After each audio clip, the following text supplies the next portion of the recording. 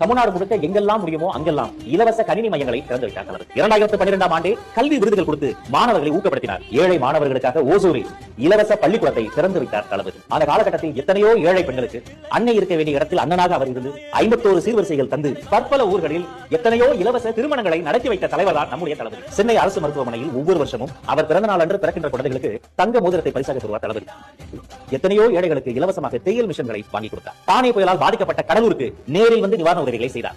மிதிவண்டியில் இருந்து மாற்றுத்திறனாளிகளை சமூகத்தின் மாற்றும் திறனாளியாக மாற்றக்கூடிய முச்சக்கர வண்டிகளில் இருந்து நோட்டு புத்தகத்தில் இருந்து அரிசி பொறுப்பில் இருந்து எத்தனையோ உதவிகளை தாராளமாய் கிள்ளி அல்ல அள்ளி அள்ளி கொடுத்தவர்தான் நம்முடைய தலைவர் தளபதி. சிவகாசி, திருநெல்வேலி, ஈரோடு, புதுக்கோட்டை, திருச்சி, மதுரை, விழுப்புரம், பாண்டிச்சேரி என தமிழகம் முழுக்க பல ஊர்களுக்கு நேரில் வந்து நலத்திட்ட பணிகளை செய்தவர்தான் தளபதி. சுனாமி, குஜராத் பூகம்பம் போன்ற பேரிடர் காலங்களில் உதவிக்கரம் நீட்டினார் தளபதி.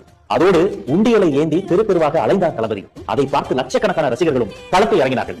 களத்தில் இறங்கி உதவி செய்வது தளபதியின் DNA-விலேயே இருக்கிறது.